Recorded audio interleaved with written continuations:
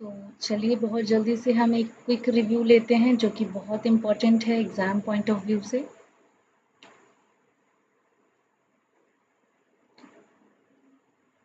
जो सबसे पहला पॉइंट यहाँ मैं मेंशन करूँगी वो ये है कि वन साइकिल फिक्स ओनली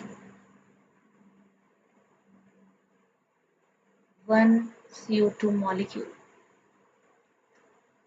ठीक है। दूसरा जो इम्पोर्टेंट पॉइंट है वो आपका है फर्स्ट स्टेबल जो प्रोडक्ट आपका यहाँ पे बनेगा, जो पहला स्टेबल प्रोडक्ट बनता है after the fixing of CO2 molecule वो बनता है PGA यानी फॉस्फोग्लाइसरिक एसिड। यहाँ पे हम ये देखेंगे कि हमेशा जो CO2 की संख्या है यानी जो CO2 का अमाउंट है जस्ट डबल उससे जो पहला स्टेबल प्रोडक्ट है वो बनेगा। यानी अगर एक साइकिल में एक CO2 फिक्स हुआ है तो 2 मॉलिक्यूल PGA के फॉर्म करते हैं यानी सिंथेसिस होते हैं या stable product as a stable product. तो इस बात का ध्यान रखेंगे अगर 3 बार साइकिल रन करी है और 3 CO2 मॉलिक्यूल फिक्स हुए हैं तो इस प्रकार से जो हमारा अमाउंट है वो PGA का डबल होगा यानी टोटल 6 मॉलिक्यूल ऑफ PGA का फॉर्मेशन होगा और ये पहला स्टेबल प्रोडक्ट है इसलिए ये क्वेश्चन में आता है इसलिए आप इसको ध्यान रखिएगा which is a very important point. तीसरा जो इम्पोर्टेंट पॉइंट है वो ये है कि अगर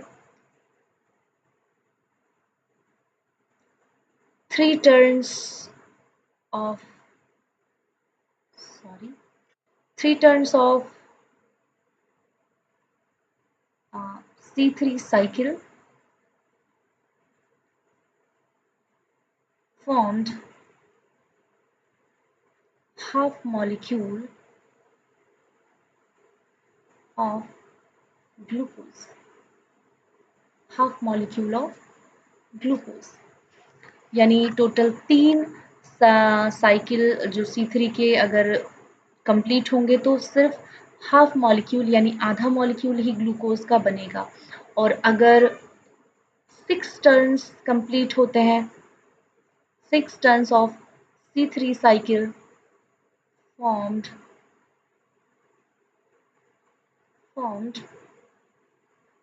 1 molecule of glucose। तो क्वेश्चन कभी-कभी ऐसे पूछा जाता है कि कितने साइकिल C3 के यू नो चाहिए to complete half molecule of glucose या कंप्लीट मॉलिक्यूल ऑफ ग्लूकोज या अगर 3 साइकिल में 3 कार्बन डाइऑक्साइड फिक्स हुए हैं तो टोटल कितने मॉलिक्यूल ग्लूकोज के बनेंगे। इस तरह से अलग-अलग टाइप के क्वेश्चंस एक ही क्वेश्चंस अलग-अलग तरह से आपको पूछे जा सकते हैं।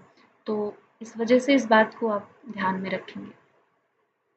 पांचवा जो बहुत ही इम्पोर्टेंट पॉइंट है वो ये है कि जो यहाँ पे ATP और NADPH ATP एंड NADPH जो यहाँ पे खर्च होते हैं फ्रॉम द लाइट रिएक्शन वो कितने खर्च होते हैं।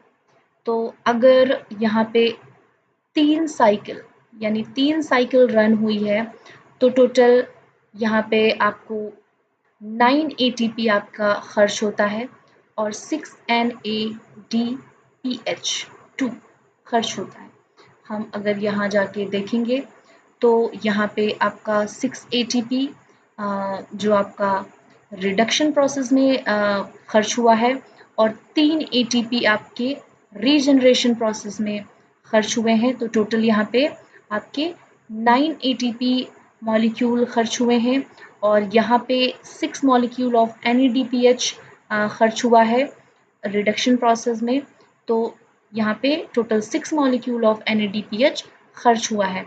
ये मैं बात कर रही हूँ सिर्फ 3 साइकिल की यानी 3 कंप्लीट टर्न ऑफ साइकिल में आपके 9 ATP और 6 NADPH2 मॉलिक्यूल खर्च होंगे।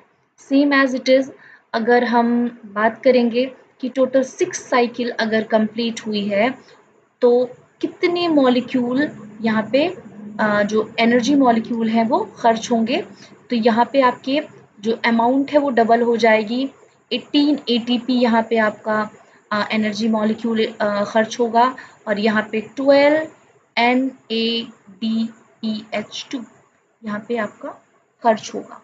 सेम एज इट इज़ हम बाकी चीज़ें भी कैलकुलेट कर लेंगे। आपसे पूछ सकता है कि टोटल 3 साइकिल में कितने एनर्जी मॉलिक्यूल्स खर्च होते हैं, तो आप इस प्रकार से उसको कैलकुलेट कर सकते हैं। तो ये था आपका बहुत ही क्विक रिव्यू इस साइकिल के लिए। और क्वेश्चंस कहीं अलग से नहीं बनते, क्वेश्चंस इसी इम्पॉर्टेंट पॉइंट्स से ही बनते हैं। बस क्वेश्चन पूछने का तरीका थोड़ा सा डिफरेंट हो जाता है इन एवरी एग्जाम्स।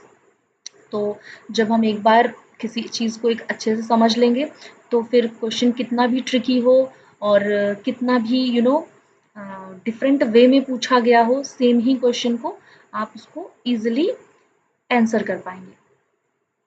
इसके कुछ जनरल अगर बात करें जनरल कैरेक्टरिस्टिक की, तो C3 साइकिल की कुछ जनरल कैरेक्टरिस्टिक की बात करें या जनरल इंफॉर्मेशन, तो जो ये साइकिल है C3 साइकिल वो आपका C3 प्लांट में रन करता है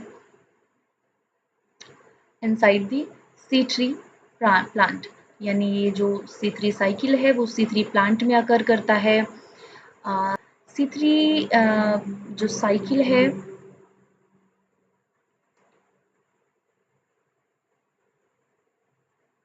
वो बहुत ही इम्पोर्टेंट रोल प्ले करती है for the formation of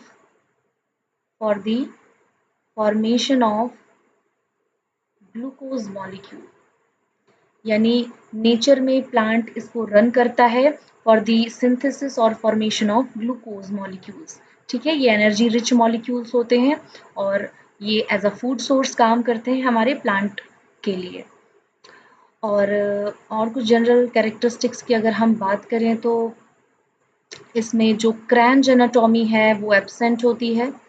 क्रैंज anatomy absent होती है।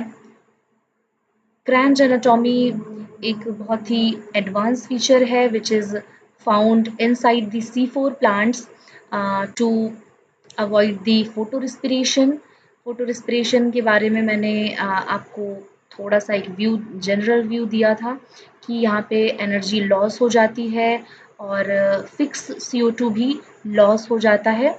तो उस जो प्रोसेस को अवॉइड करने के लिए C4 प्लांट क्रैंच एनाटॉमी जो एक स्ट्रक्चरल एडवांसमेंट है उसको अपनाता है, जिसकी वजह से वो हार्श और अनफेवरेबल कंडीशन में भी सरवाइव करते हैं। C3 प्लांट्स में आप जो आपके बहुत सारे एग्जाम्पल हैं, मोस्टली 95% जो प्लांट हैं ग्रीन प्लांट हैं जो फेवरेबल कंडीशन में ग्रो करते हैं, जहाँ पे आपको हीट स्ट्रेस या water stress, no heat stress, no water stress, कोई भी क्लाइमेटिक स्ट्रेस वहाँ पे इनको देखने को नहीं मिलता है। इस कंडीशन में ये C3 प्लांट आपको देखने को मिलते हैं।